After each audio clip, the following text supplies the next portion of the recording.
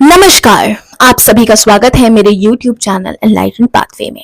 आज मैं आप सभी के साथ एक ऐसा सत्य साझा करूंगी जो सबको पता है, लेकिन हर कोई उस सत्य को समझने में और अपनाने में डरता है। मरने के उपरांत हमारे जीवन की क्या सच्चाई है और क्या पुनर्जन्म की सच्चाई है।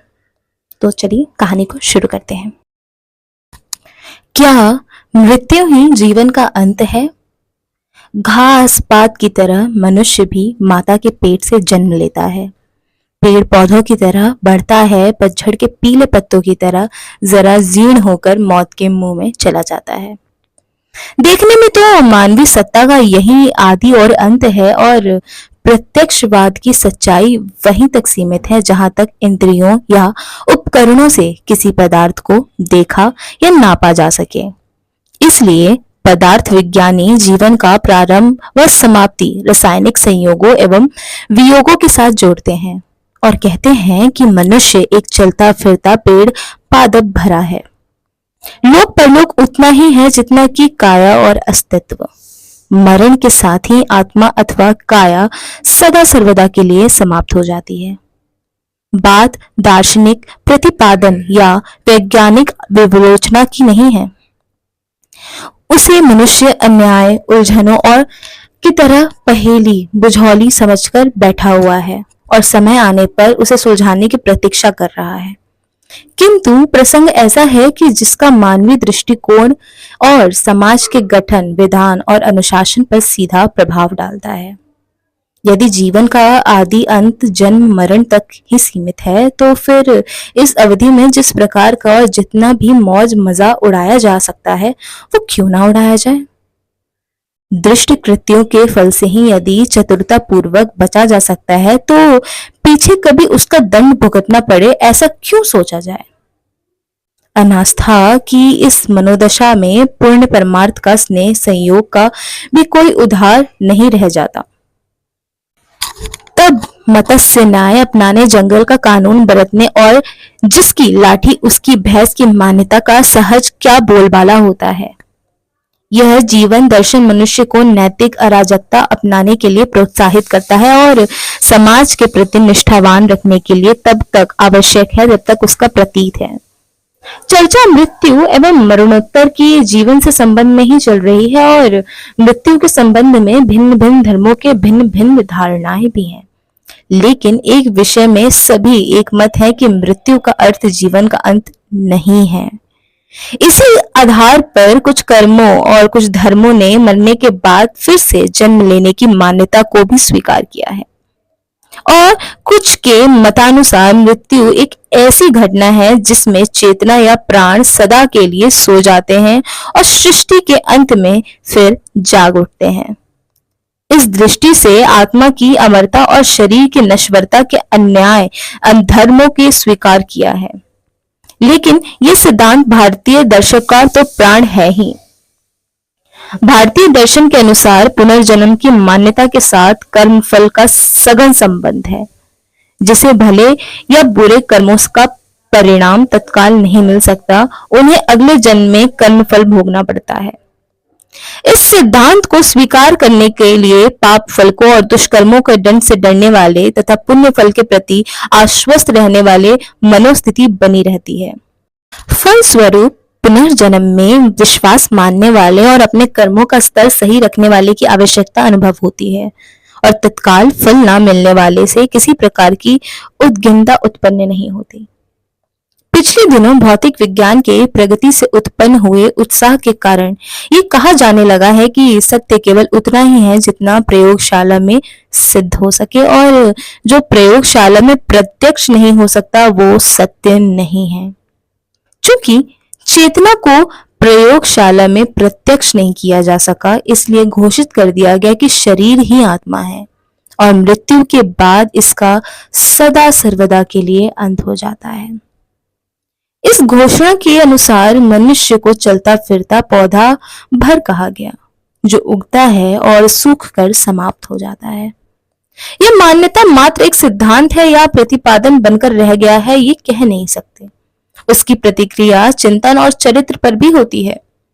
पुनर्जन्म, कर्मफल, परलोक और पाप पुण्य की आस्था जिस प्रकार व्यक्ति को दुष्कर्मों से बचाए रखती है, उसी प्रकार शरीर को ही सत्य और आत्मा को मिथ्या मान लिया जाए तो क्या लगता है कि पाप पुण्य के पचड़े में पड़ने का क्या लाभ? चतुरता के बल पर जितना भी संभव हो सके स्वार्थ सिद्ध किया जाना चाहिए। अब जो प्रमाण सामने आए और उनकी वैज्ञानिक गवेषणाएं की गई, उनके अनुसार यह भ्रम ढहता जा रहा है कि जीवन चेतना का अस्तित्व शरीर तक ही सीमित है।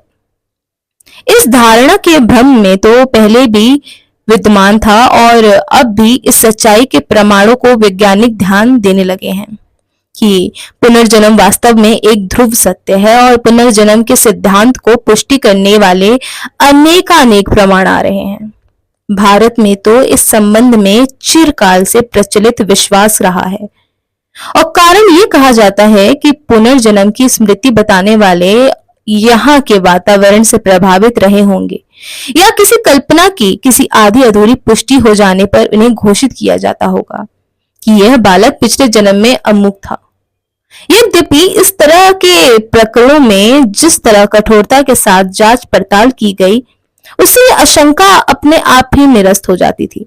उदाहरण के लिए पिछले जन्म कि सगे संबंधियों का नाम बताना, रिश्ते बताना, ऐसी घटनाओं का जिक्र करना जिसकी जानकारी दूरस्थ व्यक्तियों को भी नहीं रही होगी। नितांत व्यक्तिगत और पति पत्नी तक सीमित बातों को बता देने वाली पिछले जन्म की जमीन में गाड़ी गई कुछ चीज उखाड़ कर देना तथा अपने और पराये खेतों का विवरण बताने जैसे अनेक संदर्भ ऐसे हैं जिसके आधार पर पुनर्जन्म की प्रामाणिकता को इनकार नहीं किया जा सकता। पुनर्जन्म सिद्धांत को भली भांति समझा जाए, किसी भी सिद्धांत को भली भांति समझा जाए तो उसे मानने का दम भरने के लिए आचरण उसी विपरीत भी बन जाता है। पुनर्जन्म सिद्धांत के साथ एक ऐसा जुड़ा हुआ है जैसे कि उसकी वैज्ञानिक प्रक्रिया को समझने वालों ने यहाँ इस जीवन में भौतिक सुविधा और साधनों को पूरी तरह पिछले जन्म में पुण्य फल मान लिया हो। वहीं पुण्य कर्म तथा अर्थ पूजा पात्री कर्मकांड तक सीमित माना जाने लगा। परिणाम ये हुआ कि व्यक्ति की आदर्श परायणता के प्रति कोई वास्तविक सम्मान बचा ही नहीं, ना ही पुरुषार्थ की प्रगति का आधार समझा गया। यह एक विचित्र विडंबना है कि पुनर्जन्म का जो सिद्धांत पुरुषार्थ और कर्म की महत्ता है वो प्रतिपादक था, कठिन से कठिन अप्रत्याशित विपत्ति को भी प्रारंभ भोग मानकर धैर्य पूर्वक सहने के लिए आगे उत्कर्ष हेतु पूर्ण विश्वास के साथ आगे प्रयासरत रहने की प्रेरणा देता है। वहीं निष्क्रियता और अंध नियतिवाद का भ्रांत मतवाद बनकर रह गया। मनुष्य द्वारा अपने भाग्य का निर्माण आप किए जाने वाले तथ्य भुलाकर ये माना जाने लगा कि देवता अपनी मर्जी से मौज के मुताबिक किसी का भी भाग्य खराब या अच्छा कर सकते हैं। भला यदि ऐसा होने लगा तो इन देवताओं की शक्ति संपन्न पागलों के अतिरिक्त और क्या कहा जाएगा। पूजा पात्री के रूप में मिथ्या और अतिरंजित प्रशंसा एवं अत्यंत सस्ती उपहार सामग्री पाकर अपने निजी व्यवस्था को उलट पुलट कर देने वाली देवता और अस्त व्यस्त अफसरों के और बाबुओं से भी अधिक भोंदू सिद्ध होगा। प्रायः किसी भी धन सुविधा संपन्न को देखकर उसके पिछले जन्मों का पुण्य मान लिया जाता है, पर धन मनुष्य के अनेक विभूतियों से भी विभूति है, एकमात्र नहीं है। किसी मनुष्य के धनी होने का यह मतलब नहीं है कि उसने पिछले जन्म में कोई पुण्य किया हो, किंतु साथ ही यदि वह दुराचारी है, शूद्र है, क्रूर है, व्यसनी है या फिर उसके किसी भी विगत पाप का फल मानना हो तो यदि स्वाभाविक और तर्कसंगत प्रतिपादक कहलाएगा। सामान्यगत लोग जीवन में कुछ ऐसे सत्कर्म करते हैं जो अनैतिकता भी है और नैतिकता भी। सत्कर्म का सुफल किसी भी सद्गुण या समृद्धि के रूप में सामने आएगा तो दुष्कर्म का प्रभाव दुष्प्रवृत्ति दुर्गुणों के रूप में ही दिखेगा। धनिकों में से कोई मतिमंद देखे तो कोई अच्छा। मरणोत्तर जीवन का विश्वास ही कर्मफल की पुष्टि करता है। उस मान्यता को जीवित रखकर सदाचार और परोपकार की लोक प्रयोगी गतिविधियां जीवित रखी जा सकती हैं। यह दार्शनिक आवश्यकता नहीं बल्कि एक सुनिश्चित सच्चाई है जिसे हर आधार पर सिद्ध किया जा सकता है। इस संदर्भ में फोनोग्राफी प्रकाश के बल्ब और आविष्कर्ता टॉमस एडिसन ने अत्यंत बोधगम्य प्रकाश डालते हुए अपनी पुस्तक द अल्टीमेट साइंस में लिखा है कि प्राणी की सत्ता उच्च स्तरीय विद्युत कण के गच्छकों के रूप में तब भी बनी रह सकती है जब वह शरीर पृथक हो जाता है। अमेरिका के क्लीसा क्लाउड चैम्बर द्वारा आत्मा के अस्तित्व संबंधी अनेक प्रयोग किए गए। ये चैम्बर एक खोखला पारदर्शी सिलेंडर है। इसके भीतर हवा पूरी तरह से निकालकर भीतर रासायनिक घोल पोत दिया जाता है और इस सिलेंडर में एक मंद कोहरा सा छा जाता है। इस कोहरे में यदि कोई भी इलेक्ट्रॉन गुजरे तो फिट किए गए शक्ति संपन्न कैमरा उनके फोटो को खींच लेता है।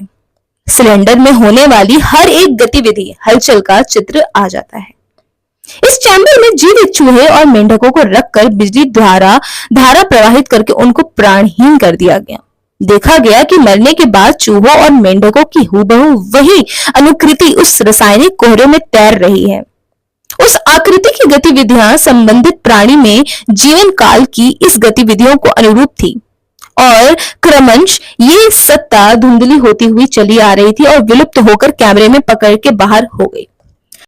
परामनोवैज्ञानिक विलियम ने आत्मा के बारे में अनेक प्रयोग परीक्षाएं की हैं, जिसमें मरणासन रोगी का मृत्यु से पूर्व भार लिया गया और मरने के बाद तौल की गई तो उस भार में औस अर्थात 30 ग्राम तक की कमी पाई गई।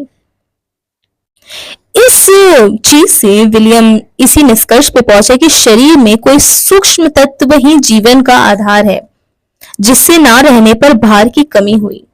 संभवतः जानकारी न रहने अथवा मृत्यु को मानवीय काया के चरम पर परिणित करने वाले ऑकल्ट की इस खोज को मान्यता न दी गई और फिर इसके मरणोत्तर जीवन संबंधित आर्ष मान्यताओं की प्रतिष्ठा में कमी नहीं रही। थियोसॉफिकल सोसाइटी में जन्मदात्री मैडम के बारे में कहा जाता है कि वे अपने कमरे में बंद करके और खुद को बंद करने के उपरांत जनता को सूक्ष्म शरीर से दर्शन और उपदेश देती थी। टाउनशीट में इस बारे में ऐसा प्रसंग कहा जाता है और पाश्चात्य योग साधकों में भी ये हैमिल्टन, लिंडरसन और जैक्सन ये सारे डॉक्टर्स के प्रयोगों में सूक्ष्म शरीर की प्रामाणिकता को सिद्ध करने के अनेक प्रमाण उपस्थित किए गए हैं। अमेरिका की एक 10 वर्षीय बालिका डेजा ड्राइन पेट खराबी और टाइफाइड की वजह से मृत्यु को हासिल हो गई। अपने चारों ओर भौतिक जगत के अतिरिक्त एक अन्य अलौकिक जीवन में जगत में बातें करने लगती। 10वें वर्ष जिस दिन उसकी मृत्यु हुई उस दिन उसने अपने चेहरा देखने के लिए दर्पण मांगा। दर्पण में अपना चेहरा देखने के लिए उसने अपनी माँ से कहा कि माँ मुझे एक आईना दे दो। जैसे ही उसने देखा अपनी माँ से बोली कि मेरी यह देह जर्जर हो गई है, यह मैं उस खूंटी पर टांग कर पुराने पोशाक की तरह हो गई हूँ और जिसे मम्मी तुमने पहनना छोड़ दिया है। मैं भी इसी पुराने देह को उतारकर एली की भांति एक दिव्य देह को धारण करूंगी। एली कौन?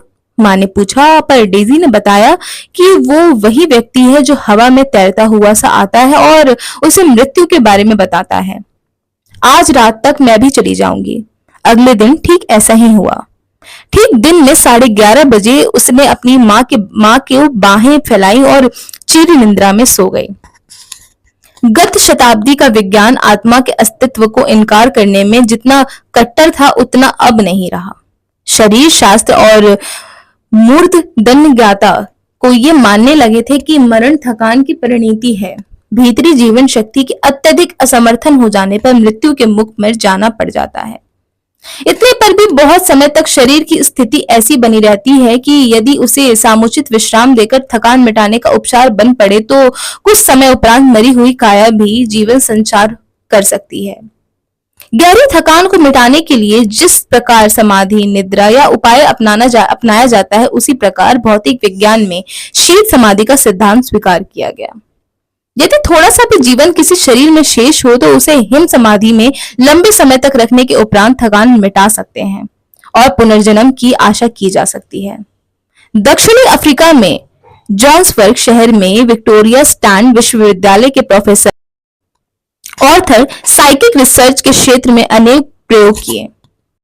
पिता एडवर्ड और मां कैरोलिन फ्रांसिस एलिजाबेथ के संतान जॉय बॉर्वे के जांच पड़ताल में इन्होंने उस समय शुरू की जब वो 13 साल का था और उसकी विचित्रता की बात सुनकर वो विदित हो जाते थे। ये लड़की जॉय 2.5 वर्ष की आयु से ही अति प्राचीन ऐतिहासिक दृश्यों और वस्तुओं के चित्र बनाने लगी थी।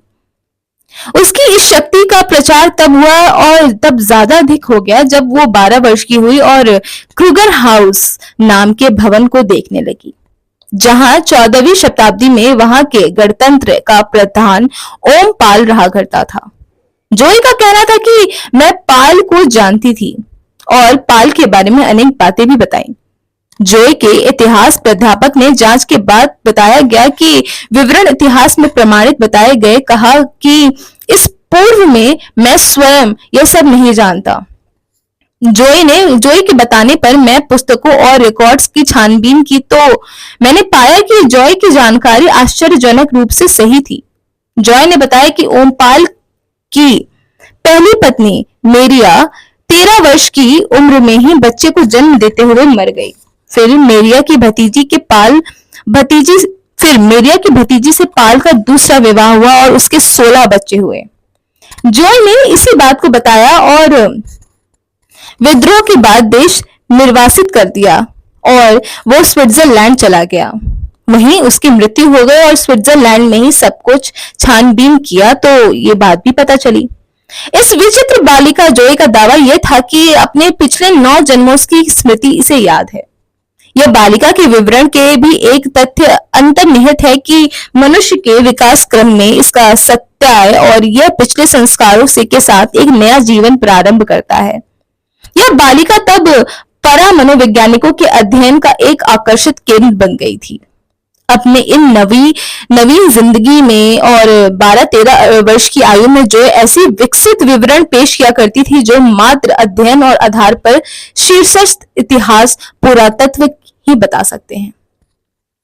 ये चमत्कार दुरानुभूति का परिणाम भी हो सकता है, क्योंकि दुरानुभूति के समर्थक से व्यक्ति उन्हीं की बातों को जान सकते हैं जो प्रश्नकर्ता के मन मस्तिष्क में होते हैं, किंतु जॉय को बिना किसी प्रश्नकर्ता के अनेक ब्यौरे सुनाती और बताती रहती थी, जिसकी जानकारी खुद श्रोताओं को भी नहीं होती थी।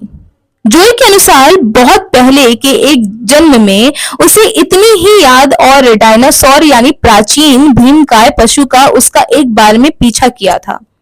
और पाषाण काल की घटना है कि दूसरे जन्म में जॉय दासी थी। उसके स्वामी ने अप्रसन्न होकर उसका सर काट दिया था। तीसरे जन्म में भी वो दासी के रूप में ही रही। चौथे जन्म में वो तत्कालीन रोम के एक जगह में रहती थी जो रेशमी कंबल एवं वस्त्र पहनती थी और बनाती थी। 5वें जन्म में वो एक धर्मात्मा थी और उसको पत्थर से मार दिया गया था। जॉय का 6वां जन्म इटली के नव जागरण के कालखंड में हुआ था और उस समय वहां कला और साहित्य की नई जागृति उभर रही थी। जॉय के घर में दीवारों की छतों पर बड़े बड़े चित्र थे और 7वां जन्म गुडहोप के अंतरीप में 18वीं शताब्दी में हुआ था, जहां पर ठिगने पीले रंग के लोगों में से ही कोई एक थे। राजाश्रय के पालने वाले व्यवसाय के उसका सदा संबंध रहा है और 8वें जन्म में वो अधिक विकसित रूप में पैदा हुई और कला और कारीगरों में उसकी गहरी रुचि थी। और 9वें जन्म में वो प्रिटोरिया नगर की एक छात्रा थी और पिछले जन्म में उसके बारे में विस्तृत ब्यौरा भी बताती थी। उसकी कला रुचि प्रत्येक जन्म में अक्षुण्ण हो रही थी और दासी के रूप में वह नाचती थी, रोम में रेशमी कंबल बुनती थी। धर्म क्षेत्र से भी वो सदा ही हर जन्म में संबंधित रही और संस्कारों से निरंतर वो धारावाहिकता देखी जा सकती थी। संस्कारों का ये प्रवाह और पुनर्जन्म के सिद्धांत का आधार है कि भाव, संवेदनाएं, आस्थाएं, चिंतन की दिशाएं और स्वभाव अगले जन्म के संस्कार के रूप में साथ रहते हैं। साधन सामग्रियां नहीं, साधनों की उपयोगिताएं और प्रवृत्ति के अनुरूप घटती बढ़ती रहती है। बुद्धि के विकास और उनका राजसी ऐश्वर्य कोई सहायता नहीं कर सका और अयोध्या के किसी साधन और सुविधाएं राम को रावण के विजय में रंच मात्र सहयोग न दे सकी, जिसके कारण राम या बुद्ध की गरिमा है जो उनके व्यक्तिगत और व्यक्तित्व को वास्तविक विशेषताएं कहीं और समझी जा सकती हैं।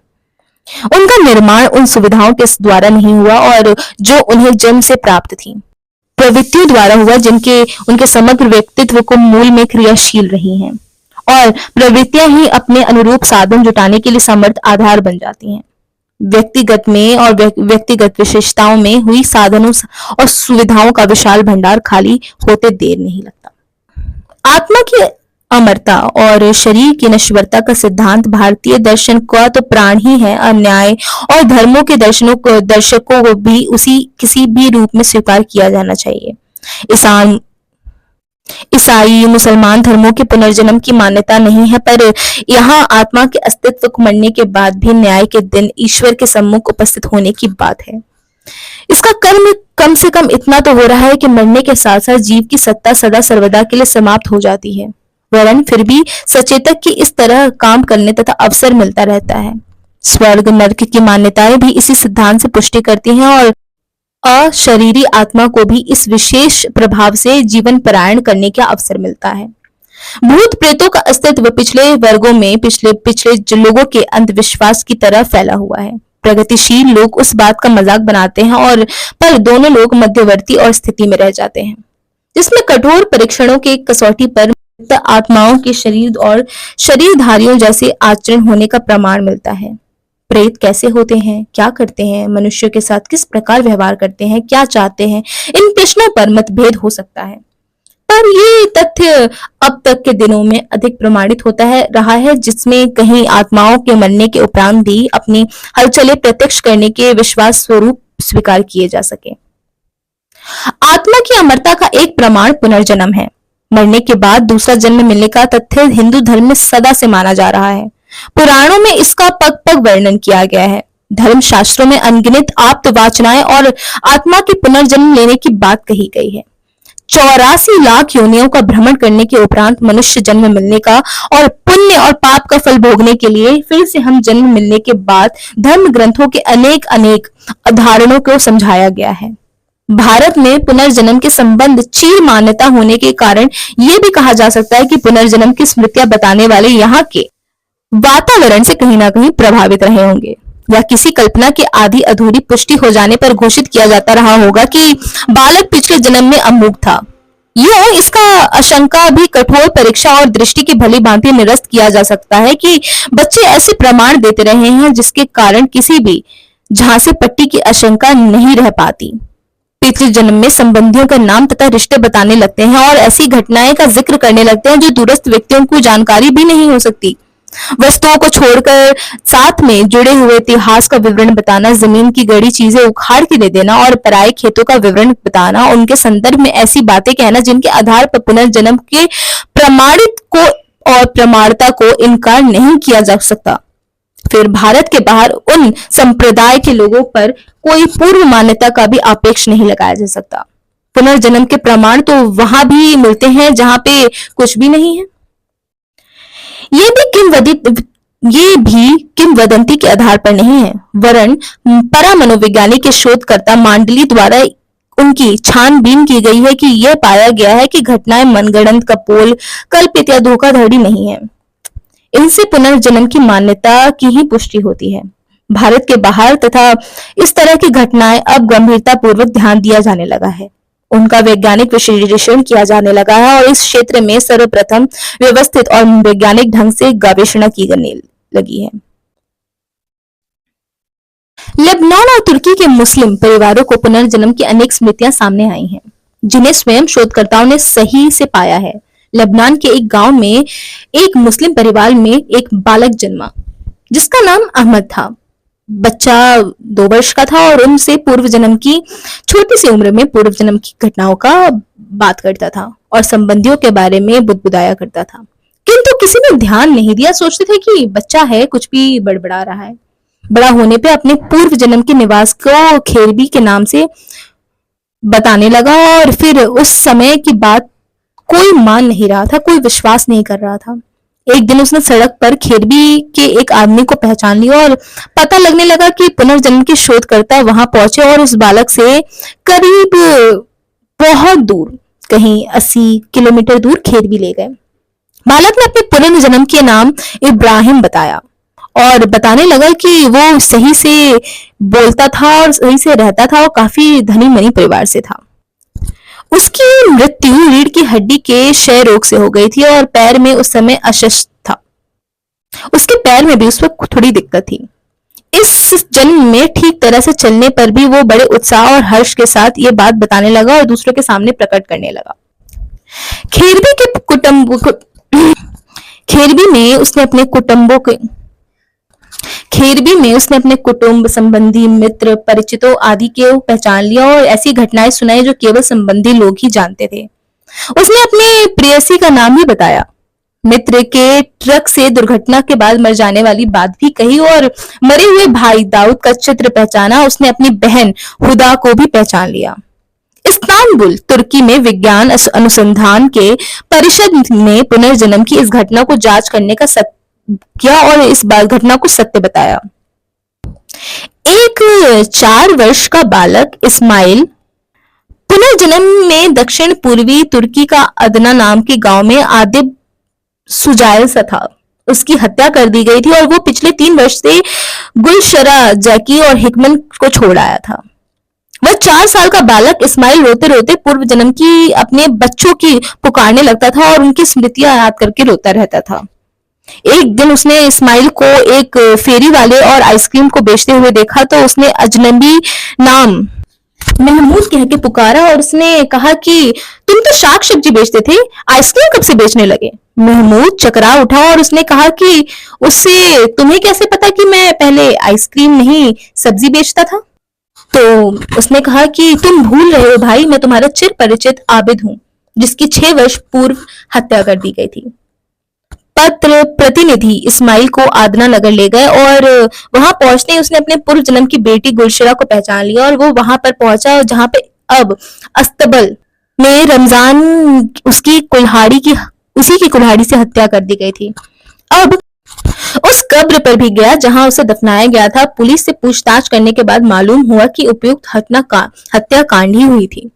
हत्यारे रमजान को फांसी भी दे दी गई थी। आबिद की कब्र वही थी जो इस्माइल ने बताई और बालक इस्माइल का चचा जब उसके साथ क्रूर व्यवहार करने लगा तो उसने कहा कि तुम भूल गए हो कि मेरे बाग में तुम काम करते थे और बहुत समय तक तुम्हें मैंने रोटी खिलाई थी। जानकारी प्राप्त करने के बाद ये पाया गया कि आबिद इसी व्यक्ति पर जो अब इस्माइल का चाचा है अनेकों एहसान किए थे और इस घटना के कारण मुस्लिम समुदाय में क्रांति मचा दी थी।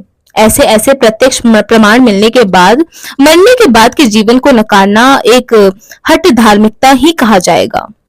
भारत में भी एक पुस्तक प्रकाशित हुई जिसका नाम है लिविंग एंड डाइड। इस पुस्तक में उत्तर प्रदेश के एक ब्राह्मण परिवार में जन्मी कन्या का उल्लेख है। लड़की का नाम स्वर्णलता रखा गया। जब वो 3.5 वर्ष की हुई तो उसके घर में उसके पिता से मिलने के लिए उसने कुछ सफाई करने के जिम्मेदार आए और उसने उन्हें देखा तो स्वर्णलता सुअर का गोश्त खाने की जिद करने लगी। ब्राह्मण परिवार में गोश्त अंडे की बात तो दूर, चींटी भी नहीं मारी जा सकती। फिर लता ने ये कहां से सुना होगा और सीखा होगा।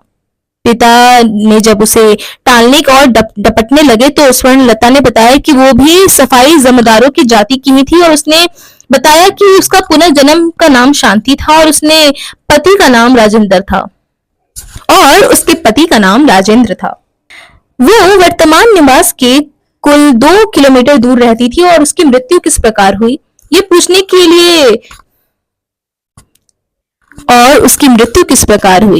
ये पूछे जाने पर स्वर्णलता ने बताया कि रोज पास की ही रेलवे लाइन पर वो कोयला बीनने जाया करती थी।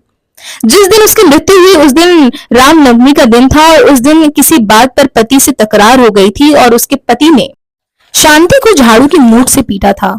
इससे बेहद दुखी होकर उसी दिन उसने रेल की पटरी पर कोयला बीनने गई और तो रेल के नीचे आकर कुचलकर मर गई। स्वर्णलता ने अपने पुराने परिवार की विशेषता अपनी बेटी का नाम जिसका गीता था और वो अविवाहित थी उसको देखने की हार्दिक इच्छा व्यक्त की। स्वर्णलता ने जो भी बातें बताई वो सारी बातें छानबीन करके प्रसिद्ध मनोवैज्ञानिक द्वारा की गई जो ऐसे मामलों में पहले भी जांच कर चुके थे। इन विशेषज्ञों के जिन मामले की पहले जांच की थी उनका नीरक्षीण विश्लेषण कर सच झूठ को निष्पक्ष ढंग से प्रतिपादित किया गया। इसलिए उनके निष्कर्षों पर जरा भी संदेह करने की गुंजाइश नहीं थी। अनुसंधान करने वाले परामनोवैज्ञानिक इस निष्कर्ष पर पहुंचे कि स्मरणलता ने जो भी कुछ बताया है वो सच है। उन्होंने ये भी पाया कि पिछले जन्म में संस्कार उनके इस जन्म के में भी विद्यमान है। उन्होंने ये भी पाया कि पिछले जन्म में पिछली जाति के अनुसार उनकी व्यक्तिगत आदतें भी थी और वो घर के दूसरे बच्चों से अलग ही रहती थी, और यह कहकर भी वो स्कूल जाने से इनकार कर दिया करती थी कि वो नीचे जाति की हैं। इनके साथ ही रेलगाड़ियों में भी से भी वो बहुत डरती थी। इस समय भी उन्हें अपना पिछला जन्म स्मरण था और तब वो पहले की तरह बातें भी करती थी, क्योंकि वर्तमान जीवन में संस्कार प्रबल होने लगे थे। और एक और कहानी सुनते हैं जिसमें एक लड़की का नाम पुष्पा था। वो जून में जन्मी थी और सिरसा की रहने वाली थी। 1.5 वर्ष की हुई तभी उसके घर में एक घर की ओर इशारा करने लगी। जून में जन्मी पुष्पा नाम की लड़की सिरसा जून में जन्मी एक लड़की पुष्पा जिसकी वर्ष कुल 1.5 वर्ष की होगी, तभी वो एक घर की ओर इशारा करने लगी, जिसके बाद अपने पिछले जन्म को लेकर घर बताया और बोलने लगी कि जैसे ही बोलने योग्य हुई उसने अपने आप को सिख परिवार की बहू बताया और अपने बच्चों का नाम बताने लगी। वो अपने पिछले जन्म का नाम मंजीत कौर बताती थी और पूछने पर कहने लगी कि मेरी मृत्यु इस प्रकार हुई। मंजीत कौर पुष्पा भयभीत होकर कहती थी कि उसकी सास और उसके पति रोज उल्टी सीधी मारते थे और विरुद्ध कान भरते रहते थे। एक दिन उसका पति इस तरह भड़क गया कि और उठा और मंजीत को चाकू से ही मार डाला। जब इस बातों की पुष्टि की गई तो पुनर्जन्म में रुचि रखने वाले व्यक्ति ने इस बात की छानबीन की तो इस बात का तथ्य बिल्कुल सही पाया गया कि मंजीत कौर की पुष्पा के जन्म में ठीक 4 वर्ष की ही बिल्कुल ठीक पाया गया कि मंजीत कौर का मृत्यु और पुष्पा के जन्म में सिर्फ कुछ समय का ही अंतर है। रही बात बुरे कर्मों की दंड और कर्मों का फल भुगतने के लिए दुष्कर्मों की अधिकता दंड मनुष्य जन्म में ही मिल जाता है। मनुष्य शारीरिक कष्ट से भी अधिक मानसिक यातनाएं सहनी पड़ती हैं। शोक, चिंता, भय, अपमान, घाटा, बिच्छो आदि से तालमेल बिठा के बैठना पड़ता है, जबकि अन्य प्राणियों को मात्र शारीरिक कष्ट होता है। मानसिक अविकसित हो रहने के कारण भी उनमें कई तीव्र पीड़ा नहीं होती है जितनी मनुष्य को होती है। इस स्थिति में पाप कर्मों का दंड भुगतने के लिए मनुष्य को निम्न योनियों में से जाना पड़ता है और यह आवश्यक नहीं है। ये सही है कि पुनर्जन्म सिद्धांत में प्रारंभ कर्म का ही अपना विशेष महत्व है, पर प्रारंभ भी किसी चमत्कार का परिणाम नहीं हो सकता और इसी में हेरफेर सर्वथा असंभव होता है। लेकिन आज पुनर्जन्म को मानने वाले बड़ी तादाद में उन लोगों को प्रारंभ और दैवी विधान का आकरण या व्यवस्था विहीन चमत्कारी मानने लगे हैं। इसमें परिवर्तन भी चमत्कार के सहारे असंभव होने लगा है, जो दोनों बातों को पुनर्जन्म सिद्धांत और वास्तविकता के आधार पर विरुद्ध है। पुनर्जन्म के प्रति विवेक विरुद्ध मान्यताएं पालकर हर दुखग्रस्त या आर्थिक दृष्टि से कुछ खोने वाले व्यक्ति को पिछले जन्म का पापी और सुविधा सज्जित लोगों को धन कुबेरों के सत्तासीनों और विगत जन्म का पुण्य आत्मा मान बैठने की मूर्खता से बचना होगा। मैं आशा करती हूँ कि आप सभी को ये वीडियो पसंद आया होगा। मेरे YouTube चैनल को लाइक कीजिए, सब्सक्राइब कीजिए, शेयर कीजिए और ऐसे ही आने वाली कहानियों से जुड़े रहिए। तब तक अपना और अपने अपनों का ख्याल रखिए। कल मिलते हैं फिर एक नई कहानी के साथ।